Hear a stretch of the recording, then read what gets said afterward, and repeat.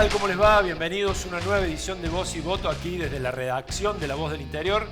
¿Cómo anda, Flor? Fede, ¿cómo te va? Bien, buenas ¿todo noches bien? a todos. Gracias por acompañarnos como todos los martes.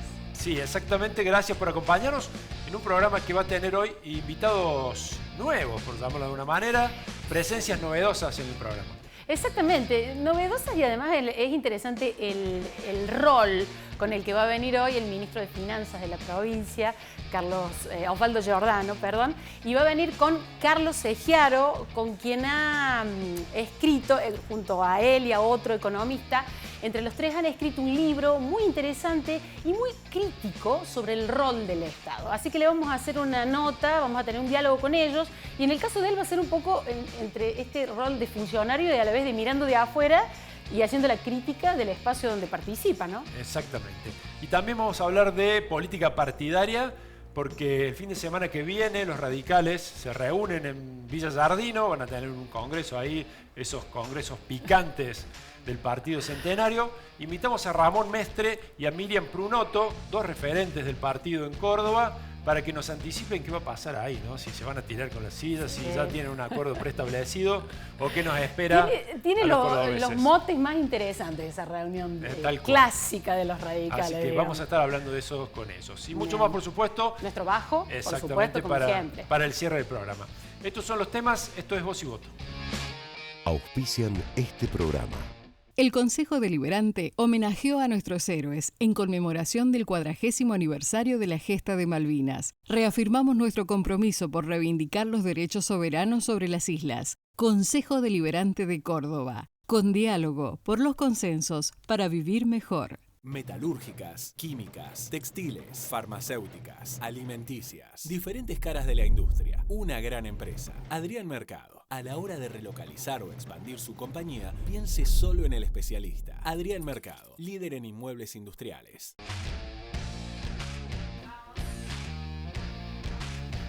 Tengo acá en mis manos un libro muy interesante, Una vacuna contra la decadencia. Decadencia, ¿no? De esto estamos hablando mucho los argentinos. Decadencia argentina, ¿no? Exactamente. Sobre todo en los últimos años, a partir de la pandemia, se ha agudizado en el país el debate en torno a esa sensación de decadencia que atraviesa la economía argentina y que también tiene un correlato social, cultural, y que tiene al país en una especie de ciénaga de la que no puede salir a pesar de que tiene potencialidades, de que tiene recursos. Este libro busca tener una mirada superadora, propositiva por eso, y es muy interesante no solamente por lo que elige tratar, sino además por quienes son los autores. Son tres autores, dos de ellos nos acompañan. Uno es el ministro de Finanzas de la provincia, Osvaldo Giordano. ¿Cómo está? Bienvenido. Gracias. Además, Carlos Segiaro, que es economista, consultor. Y también está Jorge Colina, de IDESA, que bueno... Está en Buenos Aires. Están ustedes dos acá bien representando este trabajo. Y es muy interesante por esto que yo decía, Osvaldo. Yo no sé si puede leerse también de alguna manera como una especie de autocrítica en el sentido de, por ahí no individual, porque quizás como ministro viene impulsando muchas de las cuestiones de los cambios que proponen en relación al Estado en términos individuales, pero sí como participante de una gestión, porque básicamente lo que propone el libro es todo lo que tiene que cambiar el Estado para ser eficiente. El Estado entendido como un actor clave a la hora de impulsar la salida de la decadencia, ¿no?, del país, ineludible. Entonces, todo lo que tiene que cambiar en el Estado es mucho. Y de alguna manera de todos esos vicios participan todos los estamentos de gobierno en Argentina, ¿no? Incluso una gestión como la provincial de Córdoba, ¿no? Sí. ¿Cómo es eso? ¿Cómo ha sido un ejercicio de reflexión? Sin duda fue, digamos, fruto, ¿no?, un poco de lo que nos pasa a todos los argentinos, ¿no? Esta bronca de un país con potencialidades y una realidad tan triste, tan angustiante, tan desesperante. Y en ese marco sí, tiene mucho de autocrítica, en un sentido más amplio, ¿no?, de una gestión puntual, sino una perspectiva más amplia, de decir, llevamos muchos años, podemos decir arbitrariamente de cuándo tomamos, por cuestiones estadísticas, 60 años, en donde sistemáticamente nos venimos equivocando y donde sistemáticamente cada vez vamos peor. Y cuando hicimos esa reflexión en la cual nos juntamos tres personas, que en realidad yo las conozco de hace mucho tiempo a mis dos coautores, pero entre ellos no se conocían, encontramos cosas interesantes en el sentido de que hoy estamos bastante aturdidos por la grieta y es cierto que existe la grieta, existe intolerancia, hasta existe violencia, ¿no? y falta de capacidad de diálogo, pero cuando nos pusimos a ver, bueno, vamos a los problemas centrales, y dentro de ellos el problema de cómo está organizado y cómo funciona el sector público, en realidad no vimos grietas, sino más bien una gran cantidad de consensos que llevan un montón de tiempo. Esto no es un tema de este gobierno, ni del anterior, ni del anterior del anterior. Ni de peronismo, radicalismo, Juntos por el Cambio. Ni siquiera militares, militares. Tuvimos gobierno militar Claro. en este periodo. Una constante de unas, entre comillas, políticas de Estado. Justamente cuando decimos, no, falta política de Estado, en realidad las tenemos, no las decimos por ahí, Claro. no las escribimos, no hacemos grandes acuerdos, pero las respetamos, las hemos seguido con mucha fidelidad y son las que nos llevan a esta situación decadente, y es en la medida en que no las explicitemos, no las cuestionemos y no busquemos una alternativa, yo creo que vamos a ir equivocando o no, y vamos a ir estando enojados con la Argentina. Ustedes plantean en el libro que hay algunos temas que son, por llamarlo de alguna manera, tabú en la política, que no se tocan o no se discuten. Uno es las jubilaciones, ninguno se mete a fondo con un problema que es muy grave para el financiamiento de jubilaciones y pensiones. El sistema tributario también de Argentina, con la escala que tiene de la nación, la provincia, los municipios, el empleo público. Digamos, en la experiencia, bueno, tienen las dos experiencias estatales dentro del Estado. ¿Por qué esos temas son tabúes? ¿Por qué nadie se ha animado a meterse con esos temas que son claves para el desarrollo? Bueno, porque obviamente hay un proceso que lleva muchos años y en algún esquema previo decíamos, bueno, nadie quiere poner el dedo en el ventilador sobre determinadas cosas, porque discutir algunas cuestiones de fondo sobre el funcionamiento del Estado expresa tocar, no digamos privilegios en sí mismos, pero sí espacios que han estado durante mucho tiempo sin debatirse. Y en realidad nos animamos a tocar algunas cosas, por eso decimos el libro tal vez es políticamente incorrecto, en el sentido de que toca cuestiones, como decía Osvaldo, que nunca se tocan en sí, porque se habla sobre la superficie de determinados problemas. A ver, por ejemplo, hablar de la estabilidad del empleo público es tocar un tema delicadísimo, en realidad. Totalmente. Pero es una pieza que hace, obviamente, la eficiencia del funcionamiento del Estado argentino, de las provincias, de los municipios. Y nosotros decimos, no es que si tocamos ese ejemplo particularmente, tiene un proceso histórico el hecho de decir, bueno, ¿por qué existe la estabilidad del empleo público? Para que no cambie un gobierno y venga otro y mueva a todos los que están para poner a los amigos. El tema es que ciertas normas que tienen una lógica y un sentido después se desfiguran y terminan generando consecuencias muy indeseables, porque hablamos de eficiencia del sector público y en ese punto este es un ejemplo fuerte, porque el libro recurre a muchos otros, ¿no es cierto? Pero también Es decir, tenemos sí, un ejemplo ahí del cual nadie quiere hablar. No, Y no podemos tenemos- discutir la eficiencia del sector público si no tocamos ese tema, por ejemplo. Tenemos ejemplos en Córdoba, bueno, la modificación que se hizo al sistema jubilatorio durante la última gestión de Schiaretti tuvo mucha repercusión a nivel social, protestas en la calle. Bueno, finalmente se llevó a cabo, pero fue un costo político que debió pagar el gobierno. También por eso, a veces ese costo político no decide no afrontarse y se sigue hacia adelante con más déficit, con un problema que no se resuelve, ¿no? Digamos, las consecuencias políticas también están ahí en la orden del día. Sí, el previsional es un tema sensible en el mundo, pero no hay en el mundo, creo, experiencia, por lo menos de país grande o del tamaño nuestro, que se haya manejado el tema previsional con tanta falta de previsión, haciendo un juego de palabras y que un poco el título del capítulo es decir, en previsión social uno tiene la ventaja de poder saber lo que va a pasar porque la demografía es bastante previsible y sistemáticamente en la Argentina distintos gobiernos, y nuevamente volvemos a lo mismo, ¿no? Gobiernos militares, gobiernos radicales, gobiernos peronistas, han ignorado eso, improvisado y cayendo siempre en lo mismo, que es que cómo resuelvo el problema de corto plazo y bueno, manipulando la movilidad. Es decir, toco la movilidad, que la inflación licúe la jubilación y con eso resuelvo el tema de corto plazo, pero en realidad no resuelvo nada, porque esos jubilados hacen juicio y después hay que pagar los juicios más adelante, así pateo y agravo el problema para adelante. Entonces, en la medida en que no hablemos de esto con sinceridad, pongamos sobre la mesa esto, no vamos a tener un diálogo razonable, Pero, racional. Osvaldo, tengo ahí un paréntesis. Cuando se le plantea, ustedes son técnicos, digamos, sobre todo, más allá de la gestión política. Cuando se le plantea a un gobernante que hay que modificar el tema de la movilidad jubilatoria, por ejemplo, porque no alcanzan los recursos, ¿cuál es generalmente la respuesta? En el caso de Schiaretti, bueno, tomó la decisión de llevarlo adelante, pero ahí hay un problema, convencer al dirigente de que tiene que resolverlo y que va a tener que poner la cara para hacerlo frente a nada menos que los jubilados o los empleos públicos. ¿Qué dice la política argentina? Mirá, yo creo que, bueno, vos diste un ejemplo que en Córdoba se hizo, con todas las dificultades, problemas, digo que no fue la reforma perfecta, pero fue una reforma que permitió ganar en sostenibilidad y ganar en equidad. A mí mi sensación es que no solo hay una cuestión de oportunismo, que sin duda la hay, que cuando soy opositor me hago defensor de los jubilados y cuando soy oficialista tengo que hacer la realidad, sino también una falta de preparación. A mí me parece que se improvisa mucho y en el tema previsional esas improvisaciones se pagan graves, porque ahí una decisión es una decisión de mucha plata, que se paga por mucho tiempo, y bueno, y es lo que hoy estamos pagando problemas tal vez que se generaron hace 20 o 30 años. Ese es el punto y a eso volcamos los distintos capítulos del libro, a repensar la organización del Estado para que sea un Estado financieramente más sostenible y sobre todo más eficiente. Ponemos mucho énfasis que acá no es una cuestión de tamaño, de ajustar o desajustar el Estado. En realidad hay países con tamaños más grandes de Estado que el nuestro y le va bien, y hay países con tamaño más chico y le va bien.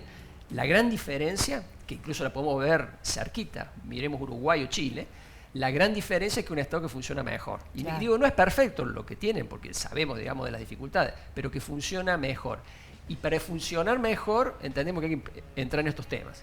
Y bueno, un tema que me parece importante, porque por ahí alguien que nos está escuchando pensará que hablar de eficiencia del Estado o hablar de cuentas fiscales ordenadas es un discurso de derecha. Bueno, lo dijo y en realidad, Boric, el presidente de Chile, que no es bueno, de en derecha tener las realidad cuentas decimos ordenadas. el planteo es un planteo que consideramos transversal, en el sentido de que un Estado eficiente es algo necesario, sea un gobierno de derecha o un gobierno de izquierda, digamos. En realidad, desde mi posición, digo, son los gobiernos de izquierda los que necesitan que el Estado sea más eficiente y que tenga las cuentas ordenadas. Porque si vos querés transformar la realidad, querés enfrentar grupos de poder, cambiar las relaciones de poder, necesitas un Estado fuerte, no un Estado débil. Entonces, ¿cómo voy a hacer para transformar la realidad si quiero transformarla fuertemente desde un proceso de intervención si la herramienta es ineficiente? Y ni siquiera eso, también el tema de las cuentas fiscales.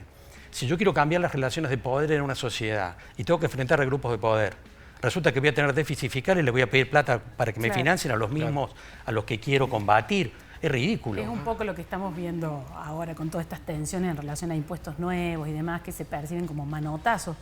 Ustedes, creo yo, bueno, dan mucho en la tecla con este concepto que hablamos de echar luz, animarse sobre los consensos tácitos, ¿no? Que creo que combina un poco de todo, las lógicas que no se piensan, inercias, el miedo a tomar decisiones con costo político, también la conservación de privilegios en la política.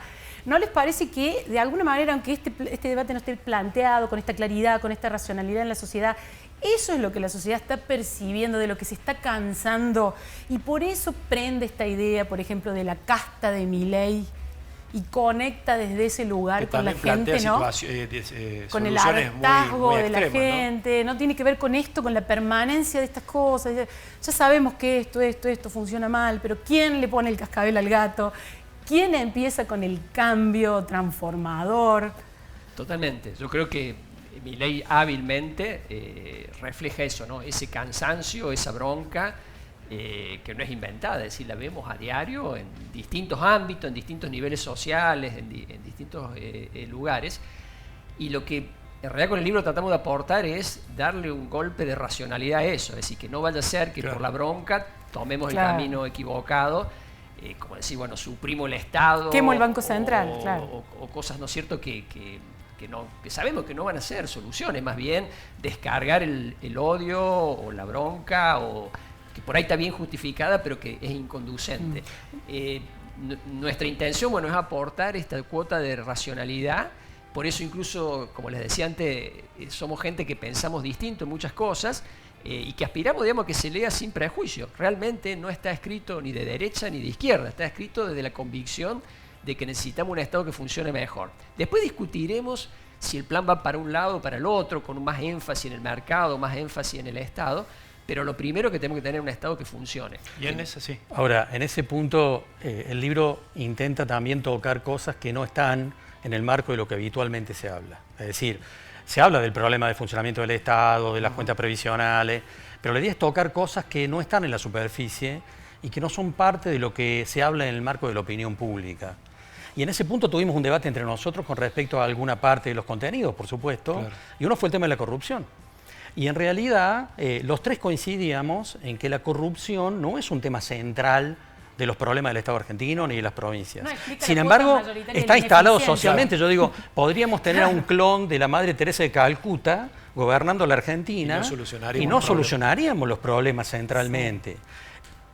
El libro tiene un capítulo sobre el tema corrupción porque obviamente está instalado en la sociedad, pero cuando aparece un político diciendo que el problema central de la Argentina es el tema de la corrupción y que si él gobierna va a eliminar la corrupción y con eso vamos a ser Suiza, en realidad obviamente o es un ignorante de lo que está diciendo o está hablando con mala fe en términos de no poder hablar de las cosas en serio, ¿no? Y por eso tenemos un capítulo para hablar del tema de la corrupción y lo que significa, porque finalmente es un problema ético también, pero aunque tuviéramos un gobierno muy transparente, los problemas centrales de la Argentina persistirían. Yo para cerrar les pregunto, de esta vacuna que habría que dar al país contra la decadencia, ¿qué dosis le correspondería a Córdoba? ¿Una dosis muy alta, muy baja? ¿Dónde estaría Córdoba en ese vacunatorio? Mirá, está incluida, y eso creo que del interior lo vemos más y charlando con la gente de Buenos Aires menos, en el sentido de que no hay solución sino una solución integral del Estado.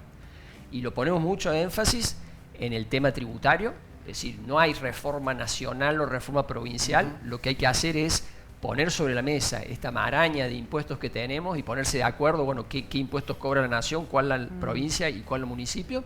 Lo mismo en materia de gasto, es decir, ¿por qué mucho gasto es improductivo? Y bueno, porque la nación, la provincia y el municipio hacen lo mismo y compiten, digamos, en una carrera en la cual terminamos superponiendo estructuras y descoordinando acciones y después no haciéndose cargo nadie de las consecuencias de que funciona mal.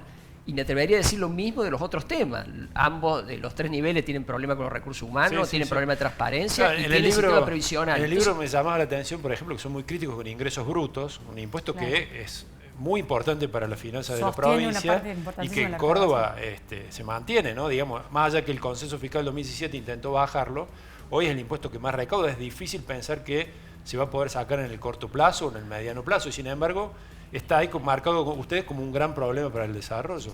Te diga más, digamos, está propuesto de eliminarlo casi automáticamente porque consideramos que hay que absorberlo con IVA. Es decir, si hay un impuesto que es mejor, que grava lo mismo, que es el IVA, ¿para qué tener ingreso bruto y para qué tener tasa municipal? Osvaldo, hay una reflexión pequeña porque es un tema de agenda. Esta idea del impuesto a la renta inesperada, ¿qué parece? ¿Es algo que tiene algún asidero? ¿Qué valoración hace?